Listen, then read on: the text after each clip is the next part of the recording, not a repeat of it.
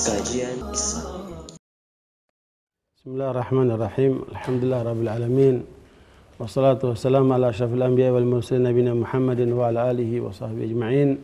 Ya ayyuhalladzina amanu taqullaha haqqa tuqatih wa la tamutunna illa wa antum muslimun. Wa ba'd, fa ikhwan fi din rahimani wa rahimakumullah. Al-Imam Ahmad rahimahullah membuat kesimpulan yang didasarkan kepada upaya mengumpulkan data-data yang ada dari ratusan ribu hadis Nabi dan perjalanan beliau melalang buana untuk menemui para ulama, menggali sumber-sumber hadis Rasulullah SAW, bahwa kesimpulannya adalah min usuli ahli sunnah at-tamassuk bima kana alaihi ashabun Nabi sallallahu alaihi wasallam. Min usuli ahli sunnah at-tamassuk bima kana alaihi ashabun Nabi sallallahu alaihi wasallam. Nah, dan itu adalah pernyataan Imam Ahmad yang sangat terkenal, yang tentunya sebagai pedoman ahli sunnah wal jamaah, bahwa pokok ajaran ahli sunnah wal jamaah adalah berpegang dengan apa yang dipegangi oleh para sahabat radhiyallahu anhum. Dan untuk itu kita perlu menggali atas apa yang dilakukan oleh para sahabat radhiyallahu anhum, yang kemudian diterangkan oleh Al-Quran, kemudian diterangkan oleh Rasulullah SAW dalam sejumlah sabdanya, dan kemudian ditunjukkan oleh kehidupan para sahabat yang direkam oleh para tabi'in, yang semua itu dibukukan oleh para ahli hadis, yang ketika mereka hidup di masa Rasulullah di kalangan para sahabat, ada yang mencatat, ada yang tidak, ya, sampai pada masa para tabi'in, tabi'ut tabi'in, dan masa para immah, ya, termasuk Abu Hanifah, Imam Malik, Imam Syafi'i, Imam Ahmad, dan imam-imam yang lainnya, dan sampailah kepada kita dalam kumpulan riwayat-riwayat yang kemudian menjelaskan tentang Islam secara utuh. Bahkan Imam Ahmad rahimahullah, setelah beliau berusaha mengumpulkan kumpulan hadis-hadis Nabi itu yang mencapai 600.000 lebih, dan bahkan beliau hafal itu, kemudian diringkaskan, dipilih yang menurut beliau itu paling sahih, dan dikumpulkan dalam musnad Imam Ahmad, yang jumlah hadisnya mencapai antara 30 sampai 40.000 hadis, ya. Dan kata Imam Ahmad, siapa ingin mempelajari kandungan hadis-hadis Nabi, cukup dia mendalami apa yang tertera di dalam musnad Imam Ahmad itu. Dan beliau sebelum menyampaikan kepada umat terhadap isi kandungannya, maka beliau menyampaikan kepada keluarga beliau dulu selama 12 tahun. Sampai beliau mencapai umur 40 tahun. Jadi Imam Ahmad termasuk salah seorang ulama yang punya komitmen tidak mau menyampaikan materi-materi keagamaan, ya, tidak mau mengajarkan ilmu-ilmu keislaman kecuali ketika mencapai umur 40 tahun. Dan itu adalah masa kematangan. Dan itulah kemudian Nabi diutus oleh Allah kepada umat manusia menjadi apa? Nabi ketika umur berapa? 40 tahun. Dan itu dipraktekkan oleh beliau. Namun demikian itu spesifik yang dilakukan oleh Imam Ahmad. Sementara Ulama-ulama lain bahkan ada yang menjadi mufti ketika umur 15 tahun seperti Imam Syafi'i. Ya, udah diangkat jadi mufti umur berapa? 15 tahun. Tetapi kemudian beliau tidak merasa puas, beliau terus menggali ilmu, keliling ke berbagai negara untuk mendalami ilmu-ilmu din dari para ulama, termasuk ada Imam Malik rahimahullah yang ada di Madinah, yang dimana Imam Syafi'i sebelum bertemu dengan Imam Malik, beliau pinjam Muwatta Imam Malik kepada temannya, dan beliau pelajari Muwatta Imam Malik dalam waktu 9 hari hafal. Nah, saya berharap antum punya semangat seperti Imam Syafi'i ini, sekaligus punya kemampuan. Bukan hanya semangat tapi apa? Kemampuan. Jangan ngantuan. Ya, jangan malas, jangan mudah berpangku tangan, tapi bersungguh-sungguh. Alhamdulillah. Ya, seperti Imam Syafi'i, beliau pinjam buku Muwatta Imam Malik, dipelajari sampai hafal dalam waktu berapa? 9 hari. Dan jumlah hadis yang ada dalam Muwatta Imam Malik itu mencapai 1180 hadis.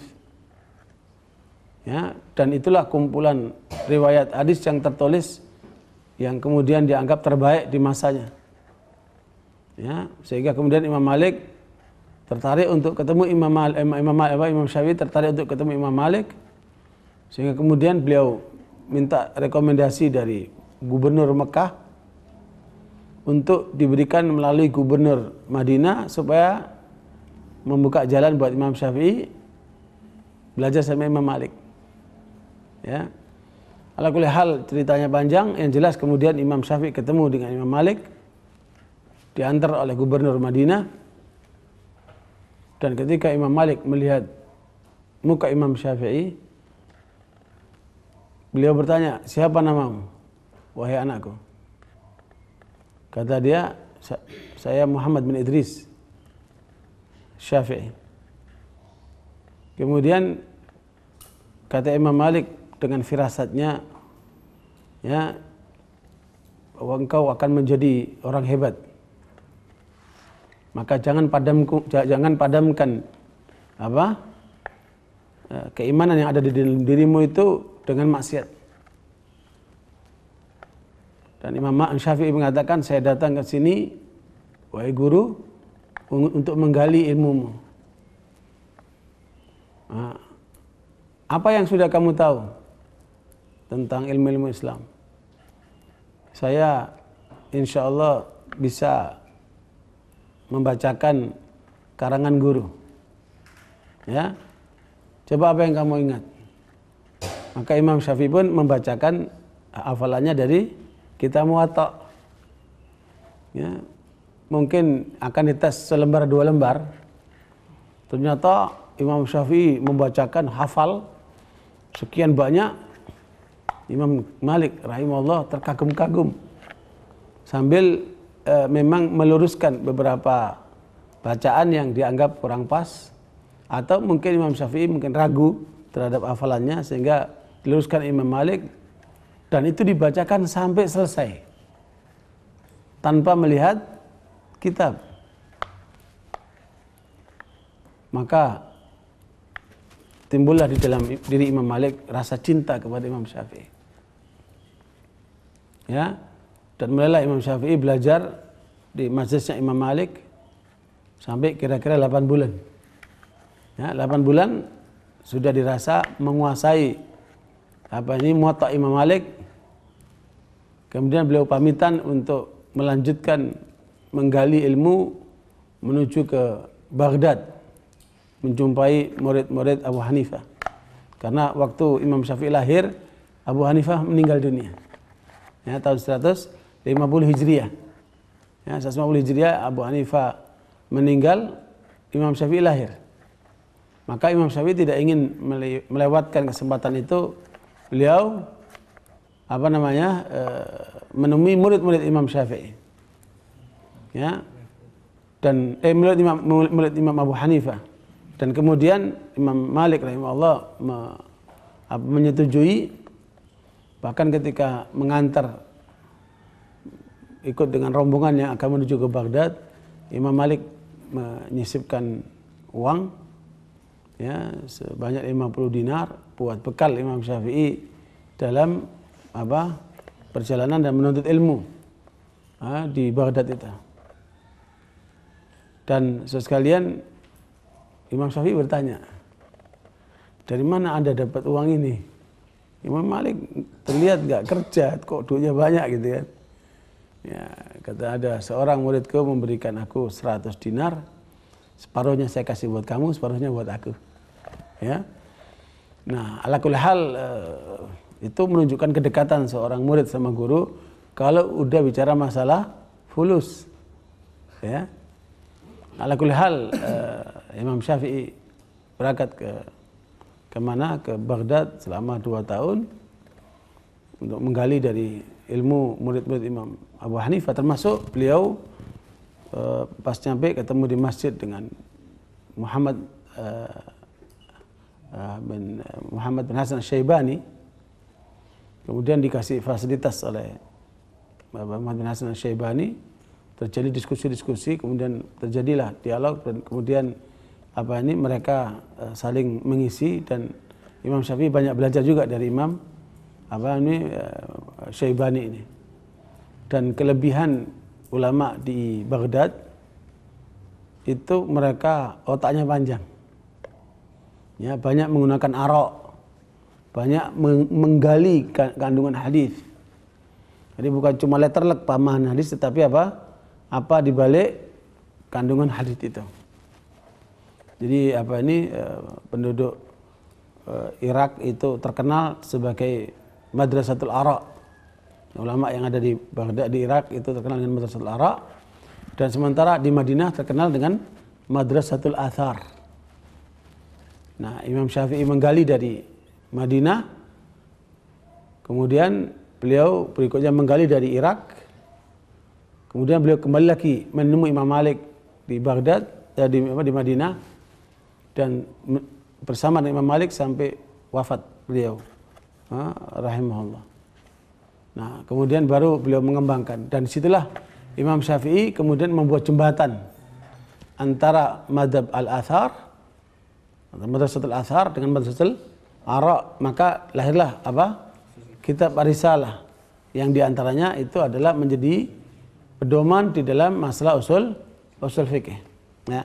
Nah, itu semua kalau kita runut ke atas itu akan ketemu dengan apa yang disampaikan oleh para sahabat radhiyallahu anhum.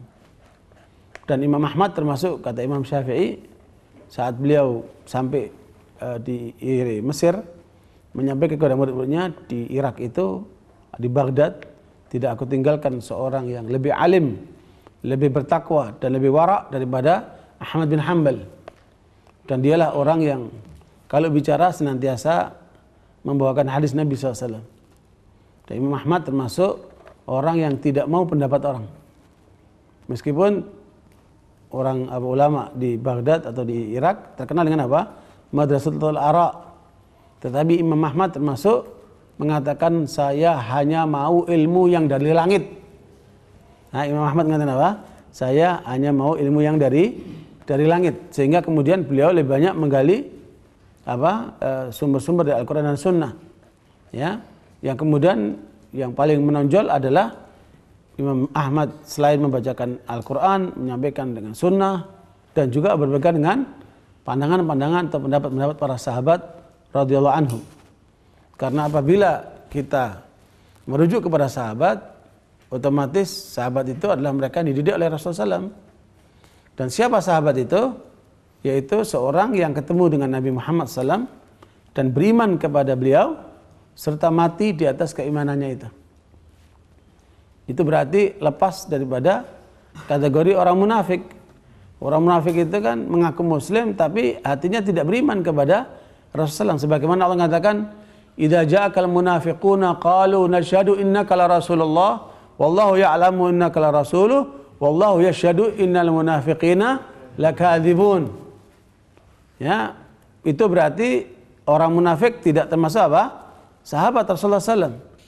Sebagaimana anggapan kelompok Syiah yang mereka kemudian menuduh mayoritas sahabat itu adalah kategori kalangan kaum munafikin. Na'udzubillah min dzalik. Ya, memang Syiah ini kelompok yang sangat menyimpang dan mereka sangat terkenal sekali dalam sikap penghujatannya terhadap para sahabat radhiyallahu anhum. Sementara ketentuan Rasulullah SAW terhadap kita sesuai dengan ketentuan Al-Quran, yaitu Al-Quran kita mulai dari awal di akhir surat Al-Fatah. Ya, tentang para sahabat Allah menyebutkan Muhammadar Rasulullah waladina ma'ahu asyidda'u 'alal kuffari ruhama'u bainahum tarahum ruk'an sujjadan yabtaguna fadlan minallahi wa ridwana simahum fi wujuhim min athar sujud dan seterusnya. Ya, dan itu adalah merupakan pujian dari Allah tentang para sahabat tanpa membedakan mana muhajirin mana ansar. Selama mereka sahabat, yaitu mereka yang beriman dengan Nabi Muhammad SAW dan mati atas dasar keimanannya itu. Berarti keluar dari mereka kaum munafikin, keluar dari mereka orang yang masuk Islam menjadi kemudian murtad, ya, atau mereka yang kemudian masuk kategori ahlul kitab, yang meskipun mereka ketemu dengan Nabi Muhammad SAW, tapi kemudian mereka tidak beriman dengan Nabi Muhammad SAW, bukan sahabat. Jadi sahabat itu mereka yang berjumpa dengan Nabi dan beriman kepada Nabi sekaligus mati atas dasar keimanannya, ya. Dan mereka ini oleh Allah dipuji betul. Sebagaimana dalam akhir surat Al-Fatah yang Allah menyebutkan sikap yang harus kita teladani dari para sahabat radhiyallahu anhum, yaitu Muhammad adalah utusan Allah dan mereka yang menyertainya, itulah para sahabat. Sikap yang menonjol dari para sahabat digambarkan oleh ayat ini bentuknya apa? Asyidda'u 'alal kuffar. Mereka keras terhadap orang-orang kafir. Dan ini berarti apa? Adanya sikap. Siapa kawan, siapa lawan. Itu harus jelas. Kalau kita mengikuti jejak para sahabat, harus jelas di mata kita siapa lawan, siapa kawan. Dan perhatikan, ya, asyidda'u 'alal kuffar. Al-kuffar di sini menggunakan ta'rif alif lam. Maksudnya bukan semua orang kafir. Karena orang kafir itu ada berapa macam? Ada 4 macam. Orang kafir ada berapa? Ada 4 macam. Yang pertama adalah kafir dhimmi. Orang kafir dhimmi, orang kafir yang tinggal bersama umat Islam dengan mengikuti aturan Islam. Meskipun mereka tetap menjalankan agamanya. Dengan syarat mereka membayar apa? Jizyah. Ya, dan orang kafir dhimmi ini tidak boleh diganggu. Ya, tidak boleh kemudian mereka disakiti. Karena Nabi menyebutkan man adza dhimmiyan faqad adani wa man adani faqad adallah. Siapa yang mengganggu orang kafir dhimmi, maka dia mengganggu aku, dan siapa mengganggu aku berarti dia mengganggu Allah SWT. Makanya sikap kepada kafir dhimmi tidak sama dengan sikap kepada kafir harbi, ya. Jadi yang pertama ini yang harus kemudian diperlakukan dengan baik meskipun mereka orang kafir. Yang kedua adalah kafir musta'min. Kafir musta'min yaitu orang kafir yang minta perlindungan kepada umat Islam karena dia merasa tidak aman. Wa in ahadun minal musyrikin istajaraka fa'ajirhu hatta yasma' kalam Allah thumma ablighu ma'manah. Ya, orang-orang kafir musyrik itu ketika mereka minta perlindungan, berikan perlindungan, tapi jangan lupa perdengarkan Al-Quran, dakwai mereka. Jadi ini adalah wilayah dakwah yang harus kita sampaikan kepada orang-orang kafir yang kategori musta'min ini. Kemudian yang ketiga adalah kafir mu'ahid. Orang kafir mu'ahid itu berarti dia terikat perjanjian dengan umat Islam, dengan wilayah Islam, karena dia sedang bertugas. Mungkin dia sebagai ahli perminyakan, mungkin dia sebagai ahli teknologi, mungkin dia sebagai dokter spesialis, atau mempunyai skill-skill tertentu yang dibutuhkan oleh umat Islam, sehingga dia bertugas, bekerja dengan umat Islam atas dasar perjanjian. Nah, kelompok ini tidak boleh diganggu, tidak boleh disakiti, ya, karena mereka adalah orang-orang yang sudah terikat perjanjian. Karena itu barakallahu fikum, inilah 3 kategori orang kafir yang kemudian tidak masuk dalam kategori ayat asyidda wal kuffar. Karena asyidda al kuffar itu spesifik siapa? Al-muharibun, al-kufr apa? Al-kafir apa? Harbi. Mereka yang memang mempunyai niat jahat untuk memerangi umat Islam. Dan itulah sikap yang dimiliki oleh para sahabat. Ya, sehingga karenanya mereka siap kapanpun kalau berhadapan dengan kaum kufar al-harbiyun, al-muharibun. Ya. Jadi sekalian, ini yang harus dimiliki oleh umat Islam Ahlussunnah ketika mereka mengaku mengikuti sahabat. Ya, kemudian yang kedua, ruhama'u bainahum.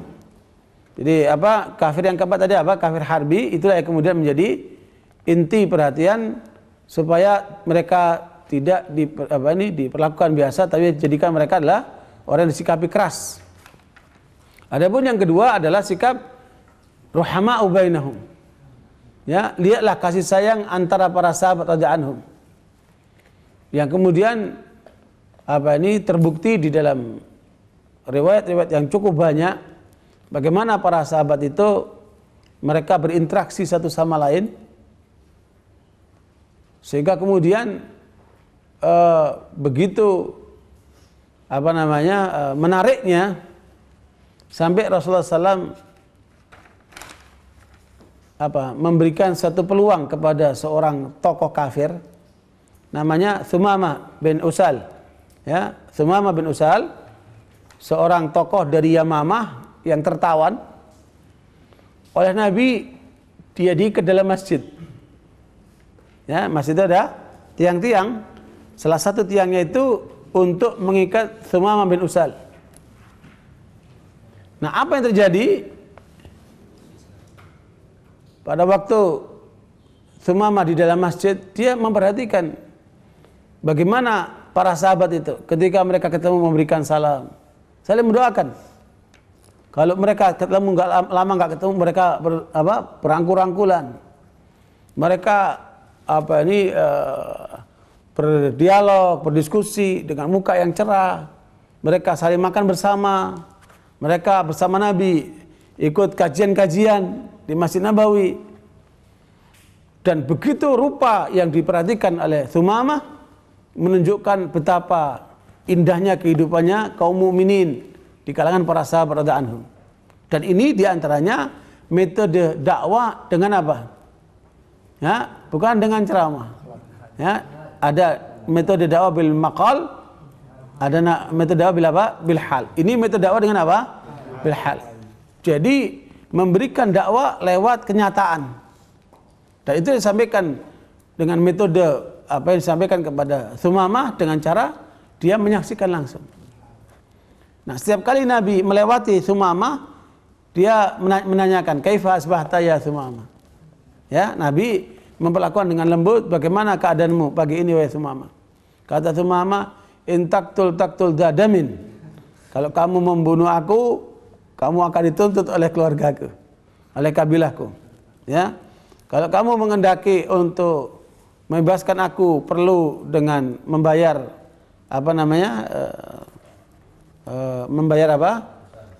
tebusan, kami siap membayarnya. Rasulullah SAW tidak mengindahkan omongan itu, lewat saja.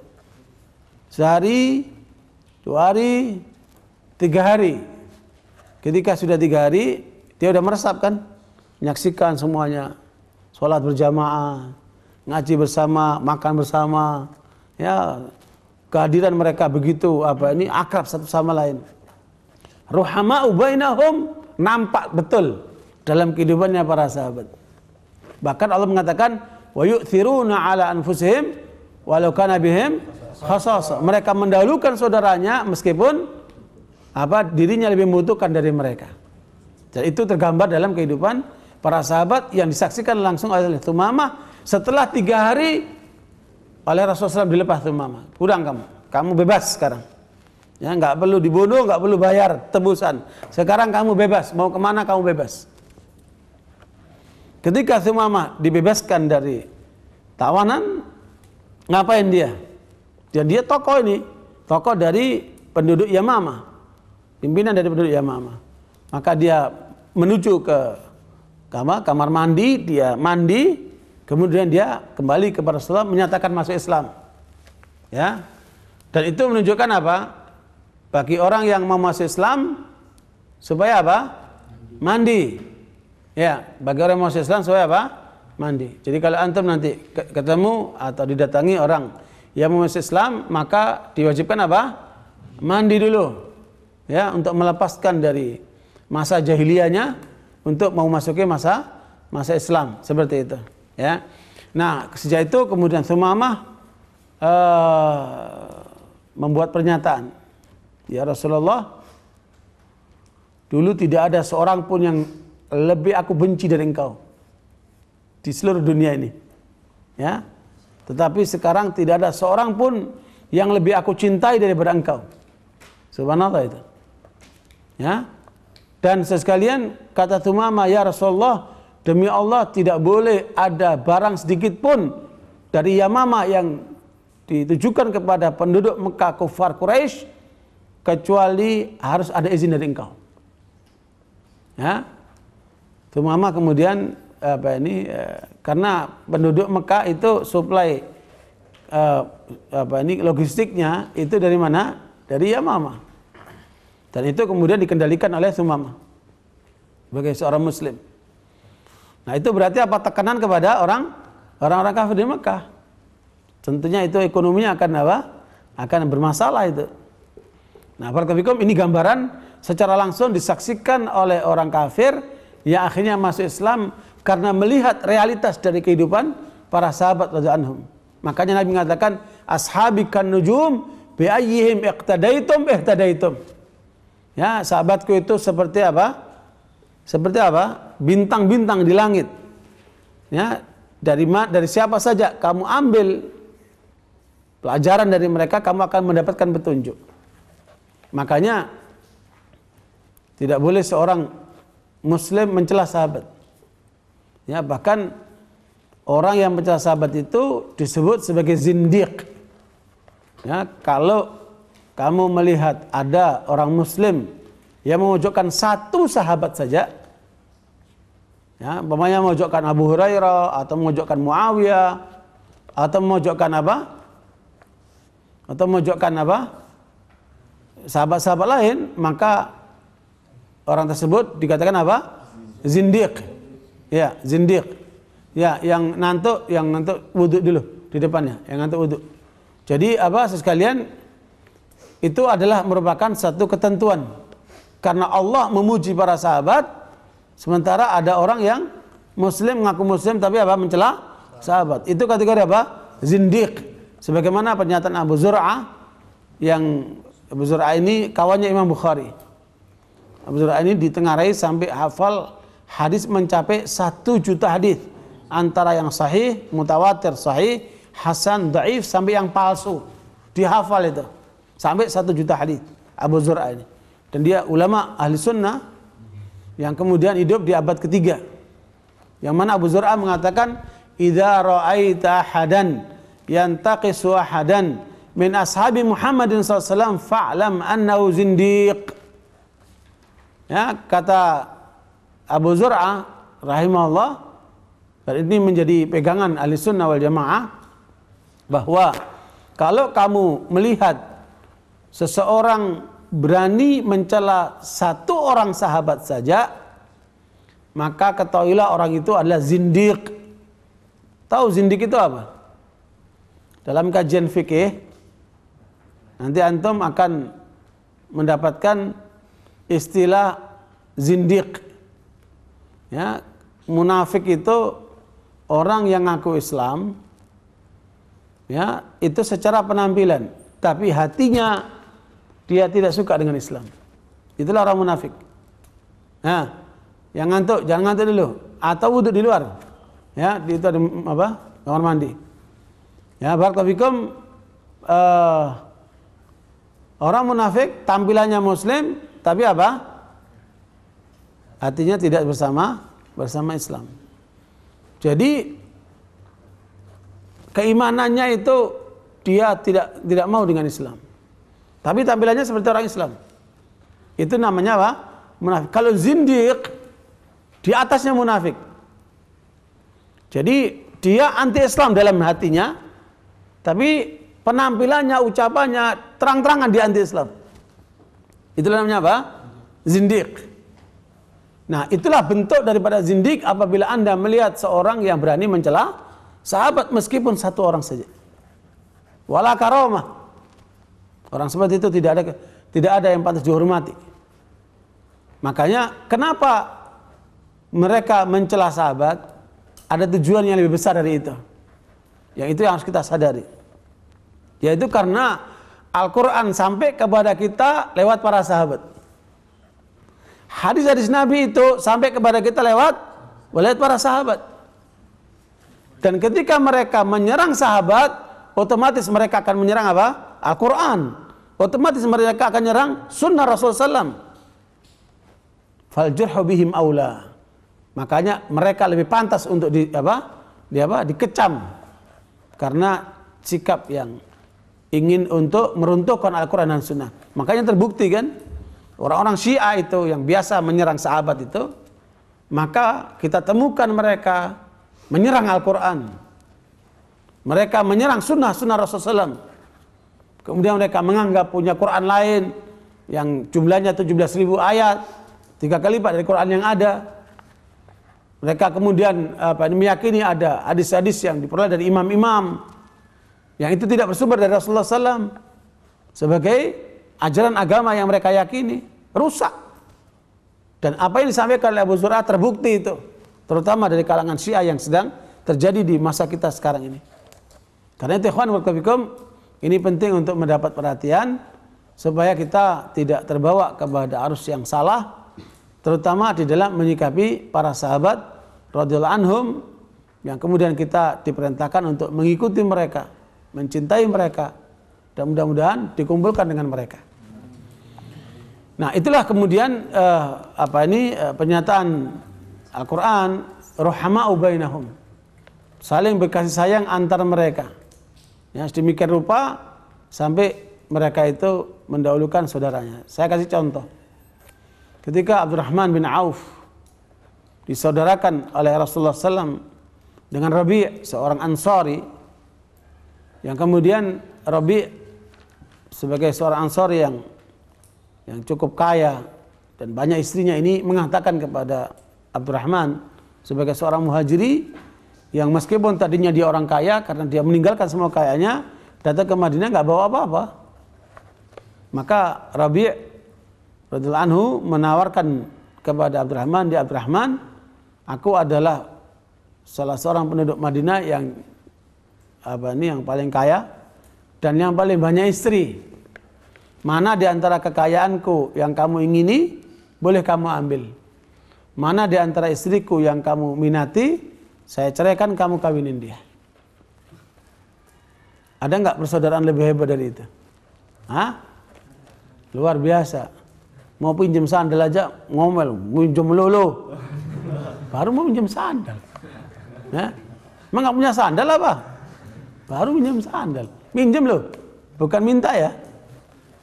Subhanallah. Hah? Punya makanan dimakan sendiri. Nggak mau barang-barang. Pelit. Hah? Bagaimana itu akan mengikuti jejak sahabat? Iya. Begitu seterusnya. Nah, barakallahu fikum, apa yang terjadi saudara sekalian? Kata Abdurrahman, dan orang mukmin itu bukan jenis yang memanfaatkan keadaan. Bukan orang yang jiwanya hina. Ya, bukan pragmatis mumpung ada kesempatan. Ya, atau oportunis, enggak. Maka yang terjadi, kata Abdurrahman, barakallahu fi malika wa ahlik. Semoga Allah memberkahi hartamu dan istrimu. Ya, saya nggak membutuhkan itu. Dulu nih ala suq, tunjukkan pasar, saya akan dagang. Ya, dan dalam riwayat lain disebutkan Abdurrahman kemudian berdagang di pasar. Dalam waktu seminggu dia dapat untung, kemudian dia menikah. Ya, cukup untuk biaya mahar dan walimah. Itu menunjukkan mereka maharnya sederhana. Perkawinannya pun, pernikahannya pun sederhana. Dalam waktu seminggu dia dagang, dapat untung, beliau menikah. Ya. Nah, barakallahu fikum, yang jelas itu menunjukkan apa? Jiwa orang mukmin bukan jiwa yang minta-minta, bukan jiwa yang memanfaatkan keadaan. Jiwa terhormat. Dia mau dari usahanya sendiri. Ya, dan itu dipraktekkan oleh Imam Ahmad rahimahullah. Imam Ahmad itu tidak mau dikasih. Imam Ahmad itu tidak mau menerima sedekah. Ya, dia praktekkan untuk dirinya sendiri. Suatu kali penguasa di masa Imam Ahmad, karena merasa orang tuanya telah menyiksa Imam Ahmad, menjarakan Imam Ahmad, dia menyesal, kemudian dia mengirimkan hadiah kepada Imam Ahmad, tapi kemudian oleh anaknya diterima. Kata Imam Ahmad, kembalikan itu. Ya, kami tidak menerima pemberian dari penguasa. Katanya, kita butuh, bah, kita susah. Kembalikan. Kita nggak butuh uang seperti itu. Disuruh mengembalikan kan? Nah, setelah dikembalikan kepada khalifah itu. Imam Ahmad tidak butuh. Nah, barakallahu fikum, dalam waktu setelah setahun anaknya dipanggil, kamu ingat nggak waktu saya menyuruh kamu mengembalikan hadiah dari khalifah itu? Iya, Pak. Ada apa? Kamu masih ingat itu? Kamu dalam keadaan merasa butuh. Sejak itu sampai sekarang pernah kamu kekurangan? Enggak, Pak. Ya sudah. Makanya enggak usah terima pemberian dari para penguasa itu. Nah, itu nasihat Imam Ahmad kepada keluarganya. Ya, kenapa? Imam Ahmad ditanya oleh murid yang lain, mengapa kok dia menolak pemberian penguasa? Ya, karena kalau seorang ulama menerima pemberian penguasa, maka dia berarti dijasai. Kalau dia dijasai, nanti akan sulit menyampaikan kebenaran. Karena dia terikat dengan jasa itu. Ya, makanya dia tidak mau terikat itu. Ya, bahkan Abu Hanifah rahimahullah, dia menolak dikasih jabatan. Jangan dikasih apa? Hadiah, dikasih jabatan pun dia tolak. Sampai Abu Hanifah itu dipenjarakan, disiksa, hanya karena menolak jabatan. Jadi pilih untuk menjadi hakim agung, menolak dia. Ya, karena dia nggak mau mendalimi orang karena keinginan daripada penguasa itu. Nah, walakum ala kulli hal, bagaimana kemudian para ulama ini berusaha untuk mengikuti jejak para sahabat, bukan hanya masalah hubungan satu sama lain, termasuk kaitan dengan Allah SWT. Saya kasih contoh umpamanya apa yang disampaikan oleh Qais bin Abbad. Qais bin Abbad ini seorang ulama tabi'in, murid daripada sahabat radhiyallahu anhum. Qais bin Abbad mengatakan, sebagaimana riwayat Imam Al-Hakim dalam kitab Al-Mustadrak menjelaskan, ada 3 keadaan para sahabat radhiyallahu anhum tidak mengangkat suara ketika berzikir.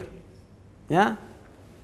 Ra'aitu sahabata la yarfa'una aswatahum 'inda dzikri fi 3. Ya, atau kama qala. Ya. Qais bin Abbad mengatakan, saya menyaksikan para sahabat tidak mengangkat suaranya ketika berzikir dalam 3 keadaan. Dan ini pelajaran yang disaksikan oleh seorang tabi'i dari apa yang dilihat dari para sahabat. Yang pertama adalah indal janazah. Ya, ketika mengantar jenazah. Coba antum melihat keadaan umat kita. Ya. Banyak dari mereka yang tidak ikuti jejak para sahabat. Karena para sahabat itu mereka ketika mengantar tidak menyuarakan zikirnya dengan keras-keras seperti itu. Nah, ini gambaran tentang sahabat. Dan itu tentunya akan menjadi pelajaran buat kita.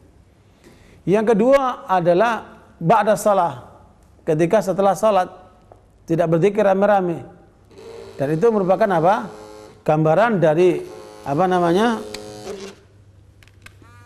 gambaran daripada cara berzikirnya para sahabat, mereka tidak mengangkat suaranya keras-keras. Kemudian yang ketiga yaitu indal qital, ketika mereka berperang. Mereka ketika berperang tidak mengangkat suara keras-keras. Nah, ini kita dapatkan dari laporan seorang tabi'i yang menyaksikan para sahabat, dan itu akan ditemukan banyak sekali ya, athar para sahabat, athar para tabi'in. Nah, di antaranya yang mungkin antum bisa gali sumber yang sangat kaya yang menjelaskan tentang para sahabat itu adalah kitab Al-Musannaf, ya, karangan Ibnu Abi Syaibah dan karangan Abdul Razzaq As-San'ani. Ya, Ibnu Abi Syaibah dan karangan Abdul Razzaq As-San'ani, antum temukan itu kaya sekali dengan riwayat-riwayat atau athar dari kalangan para sahabat, tabi'in dan seterusnya. Ditambah dengan riwayat yang disampaikan oleh Abu Nuaim dalam kitab Hilyatul Auliya, Hilyatul Ulama, yang kemudian diringkas oleh Ibnu Jauzi dalam kitab Sifatus Shaffah.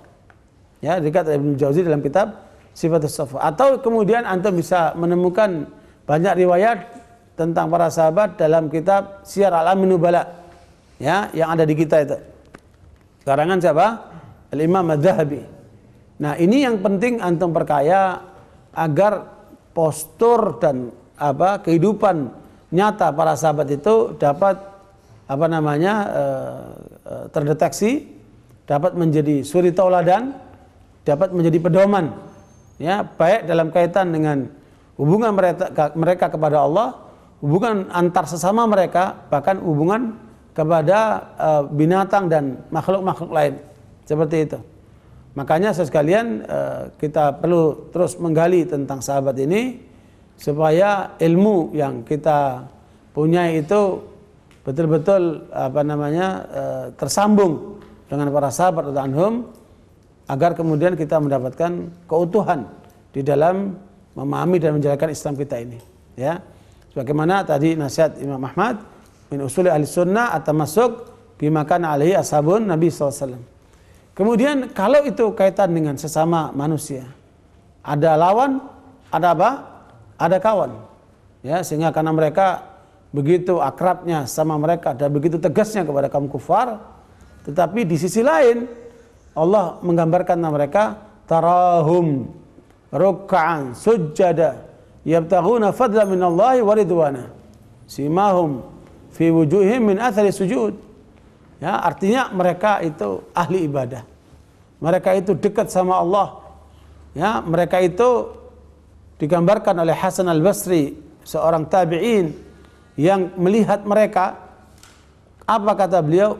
Para sahabat itu ruhbanun bil lail fursanun bin nahar. Itu ringkasnya. Mereka adalah ahli-ahli ibadah di waktu malam dan singa-singa di waktu siang. Ya, tidak seperti sebagian orang malamnya molor, siangnya molor juga. Ya. Akhirnya hidupnya hanya untuk tidur saja. Sayang amat itu. Makanya kita harus membatasi waktu kita tidur kita, yang lebih harus banyak aktivitas, ya, untuk perjuangan Islam. Nah, barakallahu, makanya para sahabat itu adalah mereka yang ahli di dalam agama. Mereka yang sangat dalam ilmunya di bidang agama. Dan tandanya, kata Hasan Basri, sebagaimana dinukil oleh Imam Al-Jurri di kitab Akhlaqul Ulama, dan ini bisa menjadi rincian tambahan, ya, tentang para sahabat yang tergambar oleh perhatian ataupun analisa dari Al-Imam Hasan Al-Basri. Ada 6, ya, yang beliau ringkaskan, innamal faqihu waz-zahidu fid dunya. Dan itu yang bisa kita temukan dari para sahabat, dan saya kira ini perlu penelitian lebih mendalam dari antum. Coba teliti tentang zuhudnya para sahabat, dan itu bisa menjadi buku dalam bahasa Indonesia yang sudah dikarang dalam bahasa Arab oleh banyak ulama, di antaranya Al-Imam Waqi' Ibn Jarrah, gurunya Imam Syafi'i. Imam Waqi' Ibn Jarrah menulis kitab namanya Kitabuz Zuhud, ya, cukup tebal itu. Ya, kalau salah 2 juz itu. Kemudian Al-Imam Ahmad rahimahullah juga menulis kitab apa? Kitabuz Zuhud, yang menggambarkan tentang bagaimana zuhudnya para sahabat, zuhudnya para ulama di masa itu. Ini perlu untuk mendapatkan perhatian Karena orang yang mengikuti jejak sahabat harus punya sikap zuhud. Az-zahidu fid dunya. Zuhud terhadap dunia bukan berarti kere, bukan berarti miskin, bukan berarti nggak punya apa-apa. Maksudnya zuhud terhadap dunia adalah bahwa dunia itu tidak terikat dengan kalbunya, tidak terkait dengan kalbunya, sehingga sewaktu-waktu dia menggunakan harta, kekayaan, dunia yang dimiliki untuk perjuangan Islam. Jadi dunianya untuk menghantarkan dia mencari ridha Allah, dunianya untuk mendukung perjuangan Islam. Itulah arti zuhud yang sebenarnya yang harusnya kemudian menjadi perhatian kita. Beberapa waktu yang lalu saya baca di nukilan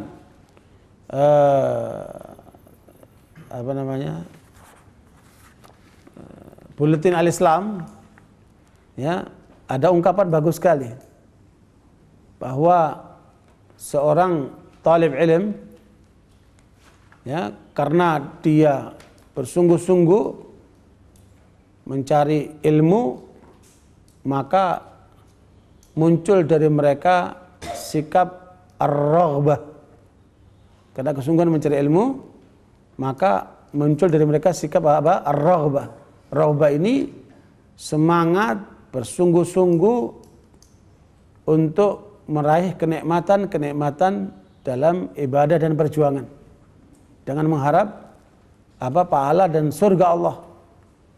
Ya, sementara orang yang mencari dunia untuk mencapai tingkat zuhud, dia punya semangat, haris, tetapi kemudian dia punya rahbah. Ada raghbah, ada apa? Rahbah. Ada rasa takut. Ya, dia rasa takut di dalam dirinya terhadap harta yang dimiliki itu akan dimintai pertanggungjawaban, maka dalam prosesnya dia mencarinya dengan cara yang halal dan kemudian menggunakannya dengan penuh hati-hati sehingga punya sikap apa? Ar-rahbah. Jadi talib ilm itu mempunyai sikap ar-raghbah, sementara talib dunia mempunyai sikap apa? Ar-rahbah. Ya, ada rasa takut sehingga timbul sikap zuhud.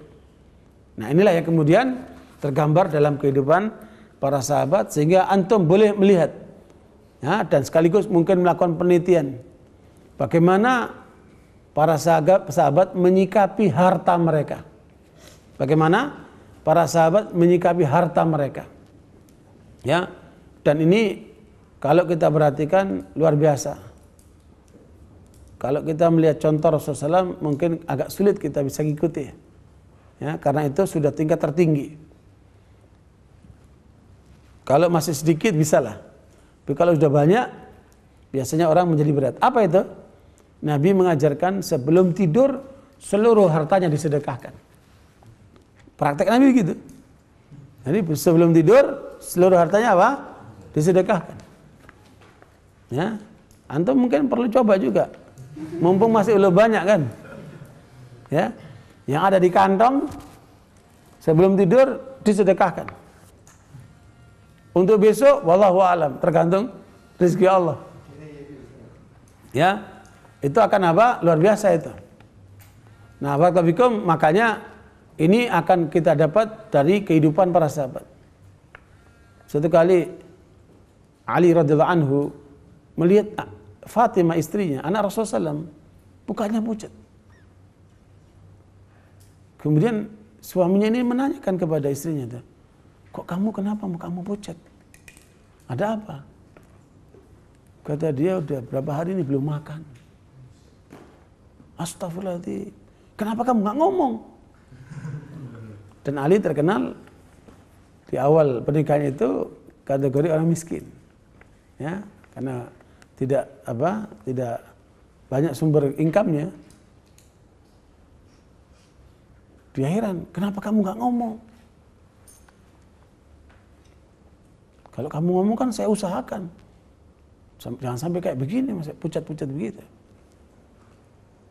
Apa kata Fatimah radhiyallahu anha? Dan itu pelajaran penting. Ketika malam pengantin saya dibisiki oleh Rasulullah, jangan pernah kamu minta sesuatu dari suamimu. Ya, jangan pernah kamu meminta sesuatu dari suami. Kalau kamu diberi, kamu terima. Kalau kamu enggak diberi, jangan minta. Subhanallah. Ya, nanti kalau kamu punya istri, bisikin di telinganya. Ya, jangan nunggu dibisikin sama bapaknya. Belum tentu dibisikin sama bapaknya kayak gitu kan. Karena mungkin bapaknya nggak tahu kan. Ya, atau antum nanti punya anak perempuan, bisikin itu di telinganya. Ya, jangan kamu minta sama suamimu. Dan itu dipraktikkan oleh Fatimah radhiyallahu anha. Apa yang terjadi? Tambah cintalah Ali bin Abi Thalib terhadap Fatimah. Ya. Makanya ketika satu kali Ali bin Abi Thalib radhiyallahu anhu berminat untuk menikahi anaknya Abu Jahal, poligami. Kemudian Fatimah tersinggung. Kemudian Fatimah mengeluh kepada bapaknya. Ya Rasulullah, jangan orang bilang Rasulullah tidak membela anaknya. Ya, lihat itu Ali bin Abi Thalib akan menikahi anaknya Abu Jahal. Maka Rasulullah SAW memanggil Ali bin Abi Thalib. Kemudian beliau mengatakan, aku dengar engkau akan menikahi anaknya Abu Jahal. Sungguh apa yang melukai Fatimah, dia akan melukai diriku. Ya, Fatimah bad'atun minni yuribuha ma yuribuni. Ya, yuribuni ma yuribuha. Fatimah adalah bagian daripada diriku. Apa yang menyebabkan dia sedih akan menjadikan aku sedih. Dan aku minta sama kamu, kalau kamu ingin menikahi anaknya Abu Jahal, silakan. Aku tidak mengharamkan halal. Karena poligami kan halal. Aku tidak mengharamkan yang halal. Tetapi aku tidak mau kamu memadukan antara anaknya Nabi dan musuhnya Nabi. Pasti akan timbul banyak masalah. Kamu akan memadukan antara anaknya Nabi dan musuhnya Nabi. Ya, dan itu alasannya. Jadi Nabi tidak pernah melarang poligami. Tapi masalahnya Ali akan menikahi anaknya musuhnya Nabi. Ya, dan itu akan menjadi masalah pasti. Makanya Ali kemudian membatalkan niatnya. Ya, dan sejak itu dia mengatakan, sejak saat ini saya tidak mau lagi melukai hati Fatimah radhiyallahu anha. Ya, subhanallah. Makanya sekalian, itu adalah bagian penggalan dari kehidupan keluarga Rasulullah SAW. Ya, menunjukkan apa? Luar biasa nasihat bapak didengarkan sama anaknya. Ya, nasihat menantu didengarkan sama dan mertua didengar sama apa? Sama menantunya. Dan nggak ada masalah antara mereka. Begitu indah kehidupan mereka itu. Tetapi yang nampak adalah sikap zuhud yang ada pada para sahabat radhiyallahu anhu.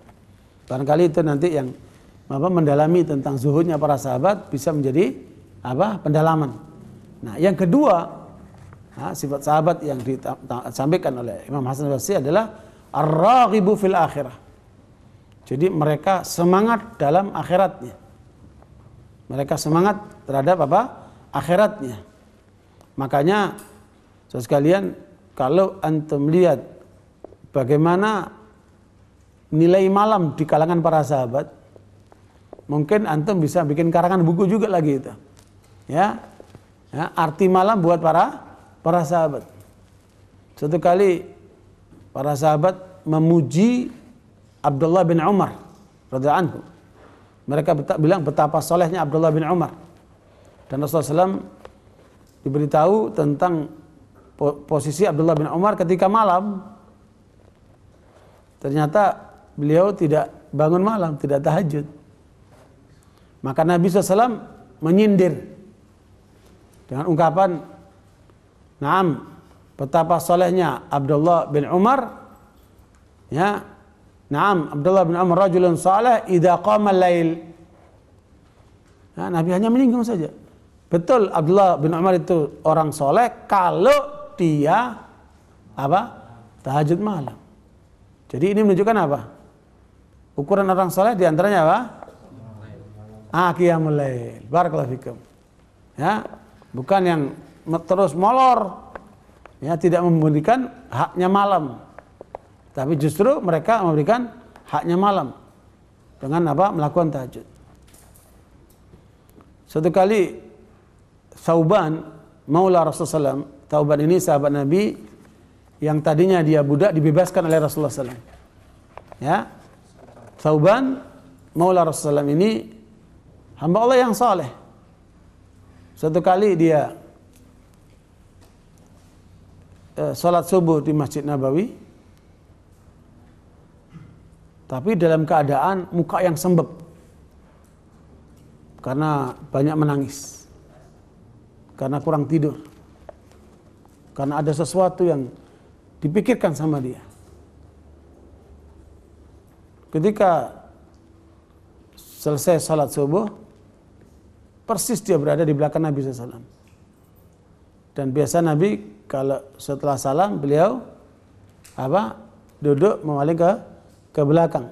Meskipun Nabi itu punya kelebihan bahwa beliau ketika berada di posisi berdiri di depan begini, Nabi bisa melihat siapa di belakangnya. Nabi bisa tahu apa yang terjadi di belakang. Jadi beliau bisa melihat belakang, depan, bisa melihat apa? Belakang. Itu kelebihan Rasulullah Sallallahu Alaihi Wasallam. Ya. Nah, setelah selesai sholat, Nabi memaling ke belakang. Biasanya beliau berzikir sambil memperhatikan muka-muka yang ada di belakang itu. Ya. Muka yang orang muka berseri, muka yang bermasalah, muka belum makan, kelihatan semua itu. Ya. Nah, di antaranya Rasulullah melihat muka Thauban sembab. Ya. Kemudian Rasulullah bertanya, ada apa dengan engkau wahai Thauban? Kata Thauban, ya Rasulullah, semalam suntuk aku tidak bisa tidur karena memikirkan sesuatu. Kemudian Rasulullah bertanya, apa yang kau pikirkan wahai Thauban? Kata Thauban, ya Rasulullah, sekarang aku berada dekat dengan engkau, dan itu merupakan satu keuntungan yang luar biasa yang aku rasakan. Tetapi nanti ketika di akhirat engkau berada di surga yang paling tinggi, sementara aku belum tentu masuk surga.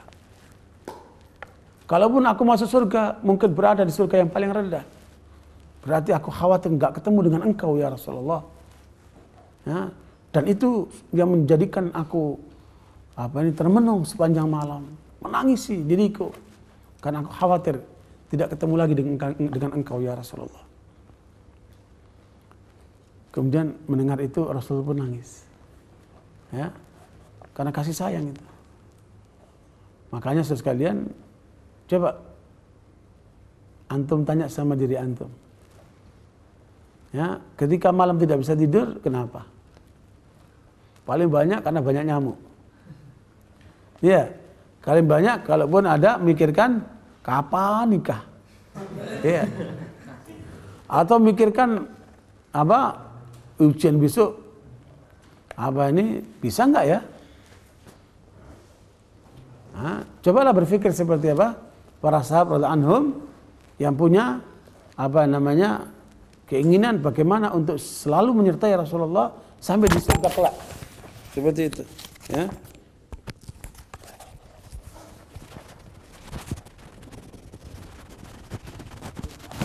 Itu menunjukkan apa? Kesungguhan mereka.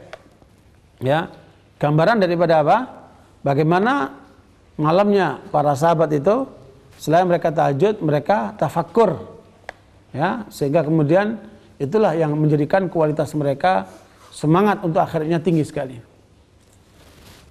Dalam Syiar Al-Amin Nubala diceritakan tentang pertemuan Umar dengan para sahabat yang dikumpulkan di satu rumah.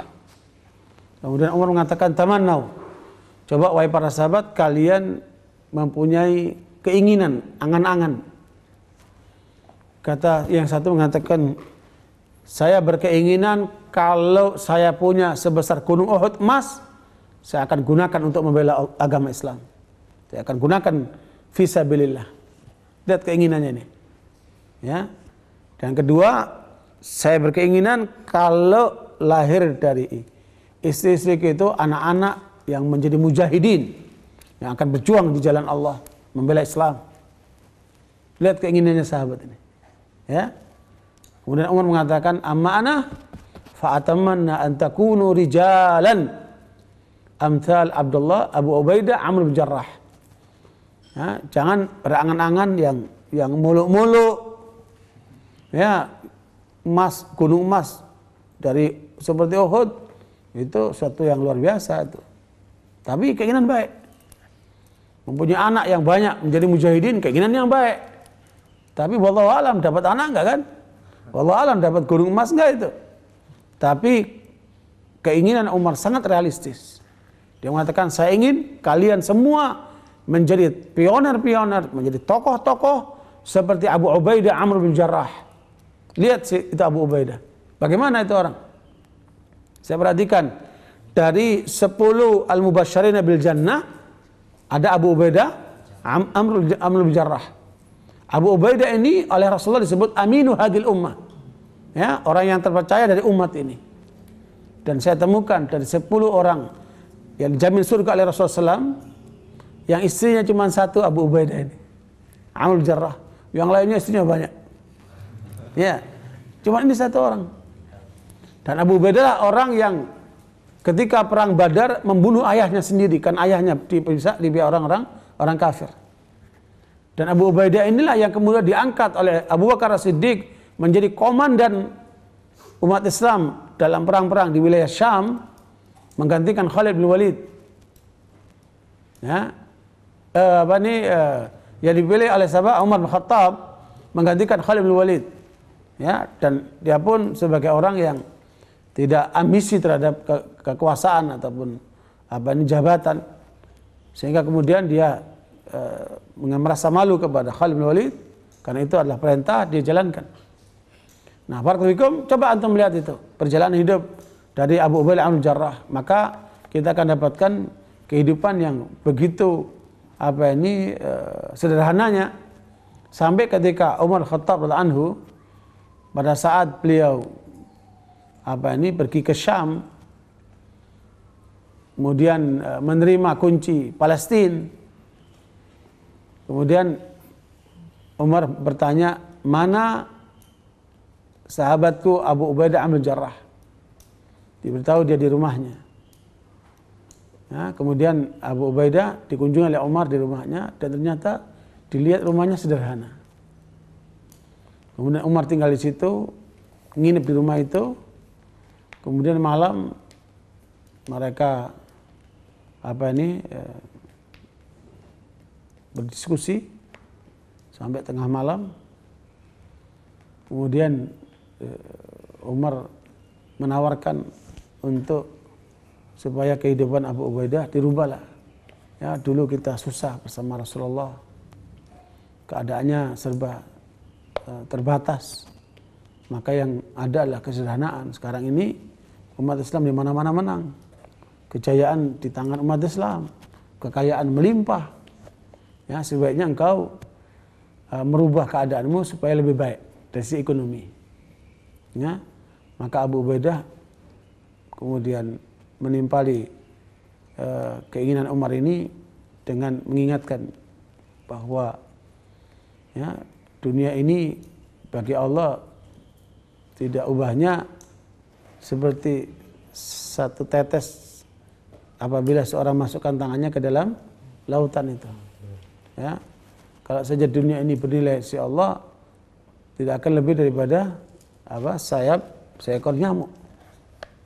Dan lihatlah Rasulullah SAW yang sudah dijamin surga, hidupnya sederhana. Ya, bagaimana dengan kita? Sementara kita akan menyusul mereka. Maka Abu Ubaidah menetapkan dirinya tetap dalam kesederhanaannya. Ya, dan itu kenapa? Karena yang ada dalam benaknya bagaimana meraih akhirat. Ya, dan itu pula yang dialami oleh Abu Darda dan seterusnya. Makanya gambaran dari para sahabat ar-raghibu fil akhirah itu akan nampak sekali dari kehidupan mereka, dan termasuk disampaikan oleh Ali bin Abi Thalib tentang bagaimana para sahabat itu kepada para tabi'in yang mereka itu sebagian yang tidak menyaksikan para sahabat yang sudah meninggal dunia itu. Jadi yang kemudian tergambar betapa mereka itu ahli di dalam ibadahnya, sehingga mereka berharap untuk memperoleh karunia Allah Subhanahu wa taala. Nah, ini gambaran yang kedua dari pandangan siapa? Hasan Al-Basri yang menyaksikan para sahabat. Yang ketiga adalah al-faqihu bidini. Ya, sahabat itu orang yang mendalami ilmu agamanya. Makanya Umar bin Khattab radhiyallahu anhu melakukan upaya untuk penggalian ilmu dari yang disampaikan oleh Rasulullah dengan cara bekerja sama dengan seorang Ansari yang disaudarakan oleh Rasulullah dengan dia untuk bergantian datang ke majelis Rasulullah supaya tidak kelewatan pelajaran. Nah, itu diriwayatkan oleh Bukhari tentang kesungguhan Umar bersama seorang Ansari, yang satu pedagang, yang satu petani. Ya, masing-masing bekerja satu hari untuk keluarganya dan kemudian bergiliran menghadiri majelis Rasulullah SAW untuk bisa memperoleh ilmu-ilmu yang disampaikan oleh Rasulullah. Dengan cara itu, tidak kelewatan dari majelis-majelis Rasulullah SAW. Nah, itu diantaranya yang ditempuh oleh Umar Khattab radhiyallahu anhu bersama dengan seorang Ansari. Nah, barakallahu makanya apa yang terlihat dari para sahabat, masing-masing mereka yang sudah menyebar di luar Madinah, sehingga mereka memberikan cahaya ke Irak, ke Mekah, ke Yaman, ke Mesir, ya, ke Syam.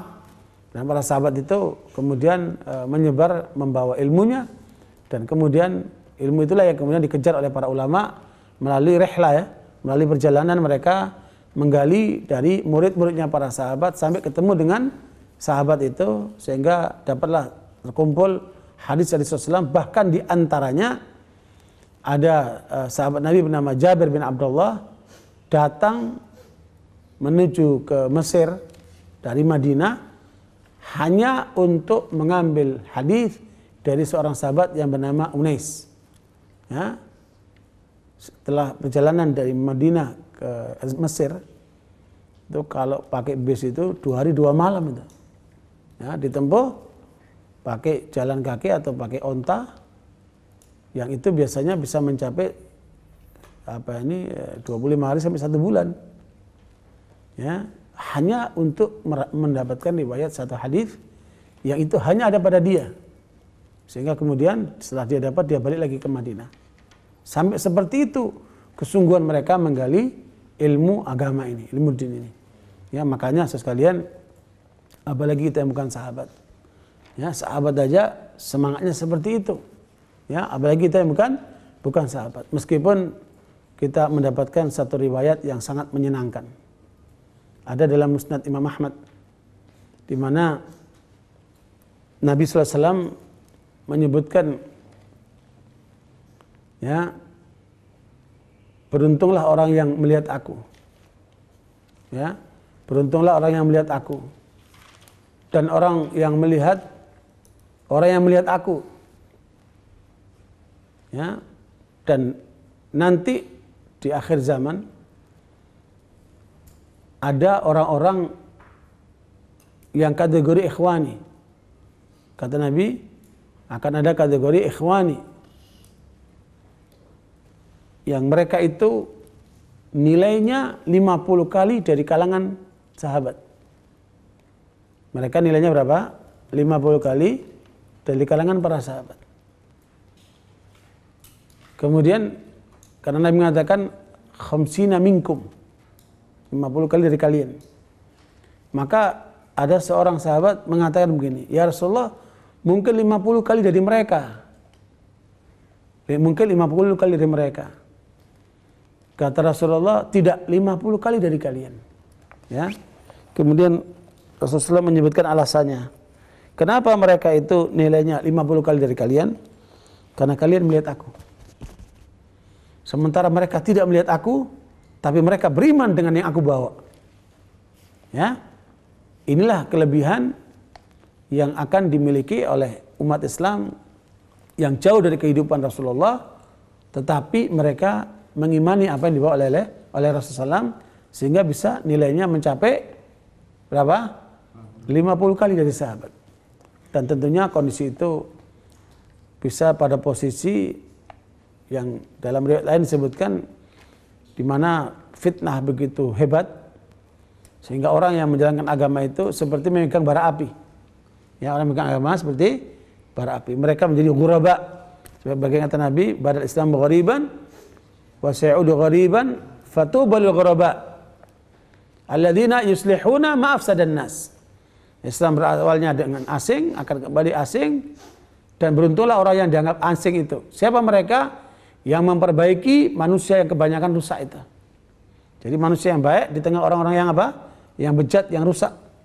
Tapi tetap dia masih committed dengan apa yang diajarkan oleh Rasulullah. Itulah nanti akan nilainya 50 kali dari kalangan para sahabat. Dan itu satu berita gembira bagi kita untuk bagaimana kita bersungguh-sungguh di dalam mengupayakan untuk i'tisam, berpegang teguh dengan apa yang diajarkan oleh Rasulullah SAW sampai akhir hayat kita. Dan itu tidak mungkin kecuali dengan apa? Tafaqquh fid din. Dengan apa? Mendalami ilmu din. Makanya Nabi mengatakan man yuridillahu bi khairan yufaqihu fid din. Makanya kesungguhan kita di dalam mendalami agama ini merupakan satu ketentuan dari Rasulullah SAW yang diikuti oleh para sahabat dengan kesungguhan mereka sampai kemudian ilmu itu sampailah kepada kita. Makanya jangan segan-segan untuk terus menggali, dan sehebat apapun usaha kita belum tentu kita bisa menguasai semua ilmu yang ada itu. Ya, makanya tetap usaha harus terus dilakukan. Kemudian gambaran yang keempat dari kalangan para sahabat itu sebagaimana keterangan Imam Hasan al-Basri, yaitu apa? Al-mudawimu fi ibadatillah. Al-mudawimu apa? Fi ibadatillah, ala ibadatillah. Al-mudawimu ala ibadatillah. Ya, mereka yang terus menerus dalam beribadah kepada Allah. Al-mudawimu ala ibadatillah. Mereka yang terus menerus dalam beribadah kepada Allah. Ya, makanya ini yang juga perlu kita gali dari kalangan para sahabat agar kemudian kita bisa mendapatkan kemuliaan yang seperti disebutkan oleh Rasulullah SAW tadi, memperoleh 50 daripada nilai sahabat. Yaitu apa? Senantiasa dalam beribadah kepada Allah. So, sekalian, ibadah itu kan yarhamukallah. Itu terkait dengan masalah niat. Yang kedua, masalah dengan tata cara yang benar mengikuti Rasulullah.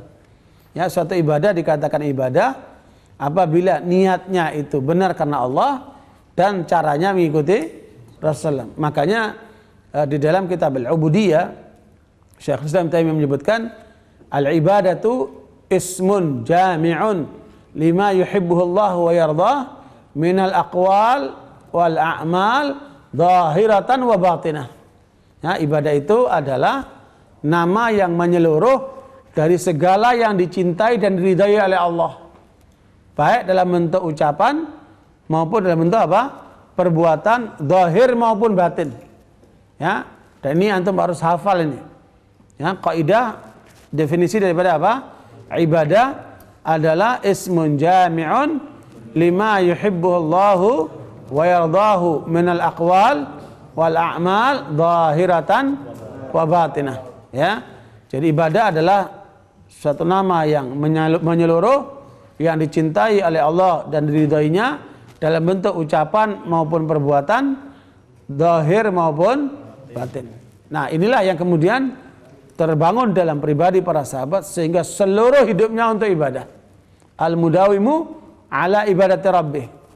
Makanya kalau ketika antum, ya, kan hidup ini hanya ada dua, ada ibadah, ada adat. Ada ibadah, ada adat. Nah, kalau ada suatu kebiasaan yang dilakukan oleh seorang tanpa bernilai pahala. Kalau ibadah tentunya bernilai apa? Pahala. Dan ibadah sekali lagi tidak dikatakan ibadah kalau tidak mengandung dua hal, yaitu ikhlas karena Allah dan mengikuti ajaran Rasulullah SAW.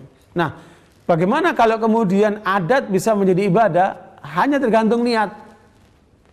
Kalau antum dari rumah, dari pesantren, niat datang mau belajar, mandi dulu dia. Niatnya mandi untuk menggali ilmu din dengan niat ibadah, maka mandinya apa? Bernilai apa? Ibadah, ini pahala. Kalau kemudian dia mandi hanya supaya seger, supaya nggak ngantuan, Ya, maka nilainya apa? Adat saja dia. Nggak ada pahalanya. Makanya ternyata adat bisa dirubah dengan apa? Dengan niat menjadi apa? Ibadah. Tetapi yang perlu diperhatikan bahwa yang haram, yang mungkar tidak bisa karena niat terus jadi apa? Jadi ibadah. Umpamanya seorang berniat, saya akan korupsi sebanyak-banyaknya untuk mensejahterakan orang-orang miskin. Karena Allah. Ya, saya akan melakukan penipuan ya untuk buat berangkat haji. Ya, saya akan melakukan upaya yang mengambil haknya orang ya untuk disedekahkan kepada pesantren atau masjid. Perbuatan itu sendiri apa? Maksiat, mungkar. Tidak bisa berubah karena apa? Karena niat baik. Jelas itu?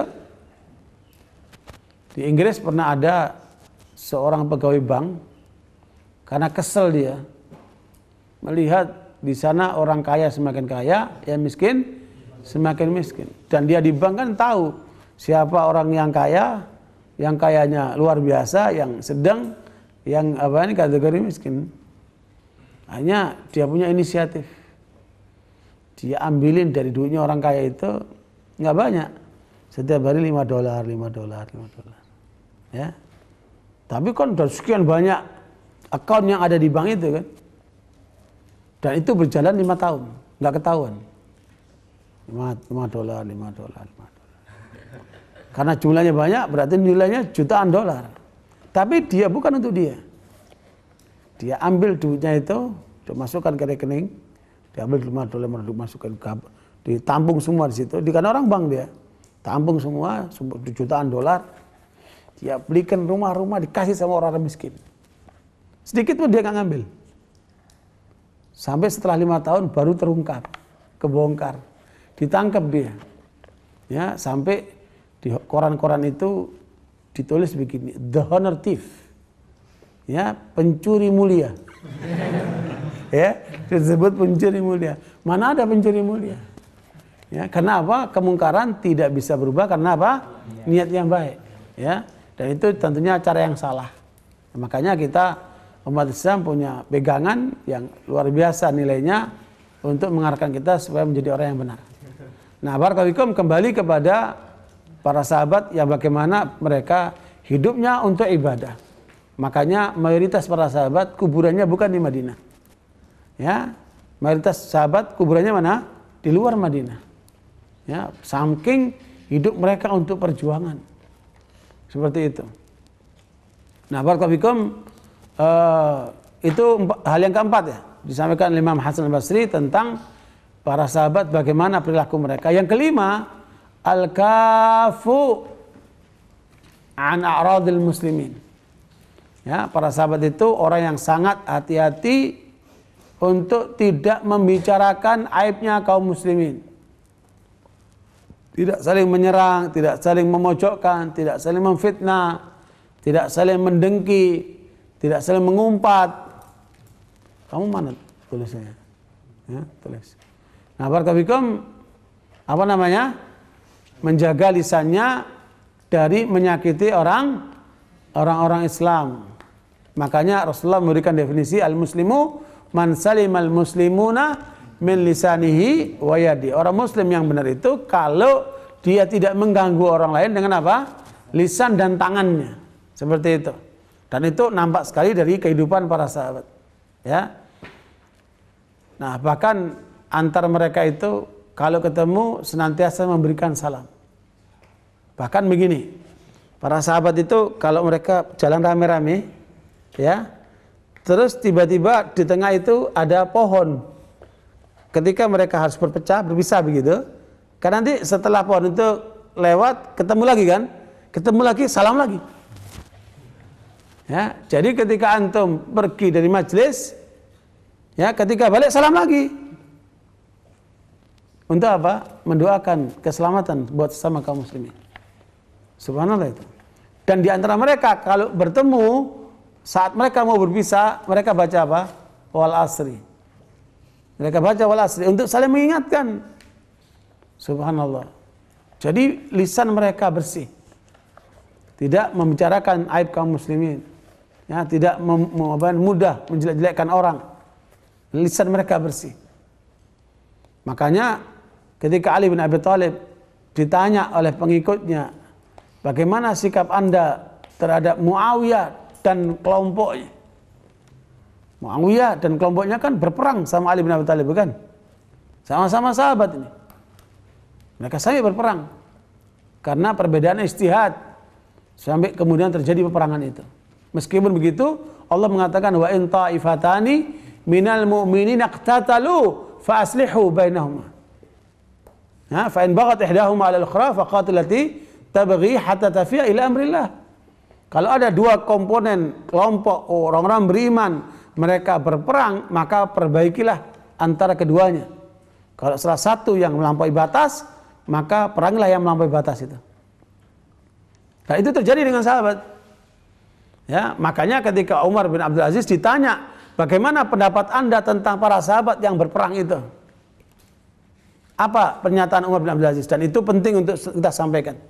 Beliau membacakan ayat, tilka ummatan qad khalat laha ma kasabat wa lakum ma kasabtum wa la tus'aluna amma kanu ya'malun. Mereka umat yang telah berlalu, ngapain kamu pertanyakan? Ngapain kamu bicarakan? Mereka umat yang telah berlalu, tanggung jawab mereka di pundak mereka. Dan kalian tidak pernah akan dimintai pertanggungjawaban tentang mereka. Sehingga karenanya apa urusannya kita? Nah, Syiah ini kelompok yang selalu menimbulkan kembali permusuhan sehingga membawakan cerita, riwayat, berita tentang pertentangan para sahabat sedemikian rupa sehingga sahabat itu seperti manusia-manusia yang buruk yang hanya mengejar kekuasaan dan seterusnya. Rusak dalam pandangan orang Syiah itu. Makanya Ali bin Abi Thalib radhiyallahu anhu ditanya oleh pengikutnya, bagaimana sikap Anda terhadap Muawiyah dan rombongannya, kelompoknya itu? Maka beliau mengatakan apa? Hum ikhwanuna baghau alaina. Jawaban Imam Ali apa? Hum ikhwanuna baghau alaina. Mereka saudara-saudara kami, tetapi mereka melampaui batas terhadap kami. Sesungguhnya perbedaan kami dengan mereka hanya satu saja, masalah pembunuh Utsman. Ya, itu awal perselisihan. Jadi bukan masalah kekuasaan sebagaimana yang diembuskan oleh kalangan Syiah, tetapi masalahnya pada mereka menuntut hak terhadap pembunuh Utsman. Yang itu menjadi poin perbedaan. Sehingga karenanya sekalian, hal yang kelima antara para sahabat itu mereka begitu bersih lisannya meskipun terjadi persengketaan antara mereka. Ya, dan itu yang paling berat kan, persengketaan itu sampai perang. Tapi meskipun begitu tidak kemudian mereka saling menyerang. Bahkan dalam riwayat Syiah diterangkan panjang lebar banyak sekali bagaimana Muawiyah menyerang Ali bin Abi Thalib di mimbar-mimbar. Ya, mencaci maki Ali bin Abi Thalib di mimbar-mimbar. Itu semua kebohongan, itu semua kedustaan. Ya, karena tidak ada di antara mereka permusuhan sampai seperti itu. Karena lisan mereka terjaga. Ya, ini semua adalah kedustaan daripada kalangan Syiah itu. Nah, kemudian yang keenam yang ada dalam ciri para sahabat anhum yaitu al-kafu wal afifu ala amwalihim. Al-kafu an a'radihim wal afifu ala amwalihim. Yaitu mereka menjaga diri untuk tidak memakan harta sesama mereka. Tidak mau memakan hartanya orang Islam ya tanpa hak. Artinya begitu iffah yang ada pada mereka sampai Al-Quran menyebutkan yahsabuhumul jahilu yahsabul jahilu aghniya minat ta'affuf. Jadi kamu lihat banyak dari mereka seperti orang-orang kaya padahal mereka serba pas-pasan, mungkin kurang karena adanya iffah. Makanya iffah itu bagian daripada akhlak mulia. Seseorang yang kemudian tidak mudah mengeluh tentang keadaan ekonominya, bahkan kemudian mereka begitu terhormat dirinya, tidak mudah minta sama orang. Ya, makanya kita saksikan dari kehidupan para sahabat, kita nggak menemukan orang yang suka minta-minta. dari kalangan para sahabat. Ya, karena mereka orang terhormat. Bahkan di antara mereka ada yang sampai tidak makan 3 hari, tapi kemudian tetap tidak minta-minta. Ya, Abu Hurairah cerita bagaimana ada 70 orang yang memang belajar sebagai cikal bakal pesantren ya. 70 orang tinggal di Masjid Nabawi, mereka belajar sama Nabi di masjid, dan yang kasih makan adalah para sahabat yang lainnya. Mereka bergantian ngasih makan kan, yang satu 2 orang, 1-2 orang, 3 orang, bawa ke rumahnya makan. Begitu bergiliran. Ada di antaranya Abu Hurairah pernah mengalami selama 3 hari tidak ada yang ngajak makan. Sampai dia kelaparan seperti orang yang gila begitu. Ya, di tempat tidurnya, di karpetnya itu guling-guling itu. Kenapa? Rasa lapar. Selama 3 hari tidak makan. Dan itu pula yang dialami oleh Imam Ahmad ketika beliau berada di mana? Di Yaman. Sampai bacaannya suaranya menggelegar, bacanya salah. Ditegur sama Imam Abdur Razak San'ani, gurunya dia. Mengapa kok hari ini wahai Ahmad kok suaramu kok terbata-bata, banyak salah? Kata, wahai Imam, sudah 3 hari belum makan. Kenapa? Rasa lapar. Ya, orang kalau rasa lapar itu kan kayak orang nggak normal itu kan, lapar. Tapi meskipun begitu tidak sampai mulutnya keluar kata-kata minta makan dong, saya lapar. Dan itu ngikutin siapa? Ngikutin siapa itu? Nabi Musa alaihissalam. Ya, Rasul pun seperti itu. Kalau lapar malah batu ditaruh untuk menahan lapar itu. Ya, makanya mulutnya tidak mudah untuk minta sama orang. Nabi Musa alaihissalam bahkan 8 hari tidak makan karena dikejar oleh Fir'aun dengan pasukannya dari Mesir, sementara dia lari sampai ke wilayah Yordan sekarang itu. Tapi nyampe di Yordan, lihat perempuan yang sedang menunggu untuk ambil air, diambilkan air. Padahal dia dengan lapar, diambilkan itu. Karena untuk menghormati perempuan, diambilkan, dibantu. Setelah itu baru dia duduk di bawah pohon sambil mengatakan, Rabbi, inni lima anzalta ilayya min khairin faqir. Perempuan-perempuan itu tidak paham apa omongan Nabi Musa alaihissalam. Ketika perempuan itu pulang, ternyata bapaknya itu seorang Nabi Syuaib. Heran, kenapa kok hari ini kamu pulang lebih awal? Ya tadi ada anak muda yang membantu kami membawakan air sehingga kami cepat pulang. Siapa dia? Nggak tahu. Kamu dengar nggak ngomong apa dia? Dia ngomong waktu setelah membawakan air, dia duduk di bawah pohon, saya mengatakan, Rabbi, ini lima anzalta ilayya min khairin faqir. Kata Nabi Syuaib, oh berarti dia lapar tuh. Ya. Jadi yang tahu siapa? Nabi. Bahasanya halus sekali.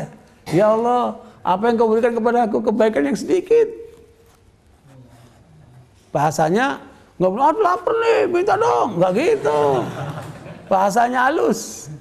Yang ngeluhnya kepada Allah. Hatta lapar ngeluh sama Allah, coba itu. Ya, nah barakallahu, makanya Nabi Musa diundang makan oleh Nabi Syuaib, sehingga lama-lama kemudian jadi menantu itu kan. Nah ini menunjukkan apa? Betapa hamba-hamba Allah yang soleh itu mereka tidak mudah untuk mengeluh dalam urusan dengan kaitan dengan perutnya itu. Ala kulli barakallahu, itu gambaran dari sahabat yang disampaikan oleh Hasan Al-Basri yang menyaksikan mereka, dan sekaligus sebagaimana Allah mengatakan was-sabiqunal awwalun minal muhajirin wal ansar walladzina taba'uuhum bi ihsanin radhiyallahu anhum wa radu anhu. Sehingga karenanya kita diperintahkan oleh Allah untuk mengikuti para sahabat itu agar kita diridhai oleh Allah SWT. Barakallahu fikum wa sallallahu alaihi Muhammad. Semoga yang kita pelajari bermanfaat buat kita sekalian, dan karena waktu zuhur sudah tiba, alhamdulillah bil amin, subhanakallahumma bihamdika asyhadu an la ilaha illa anta astaghfiruka wa atubu ilaik. Alhamdulillah, wassalamu alaikum warahmatullahi wabarakatuh.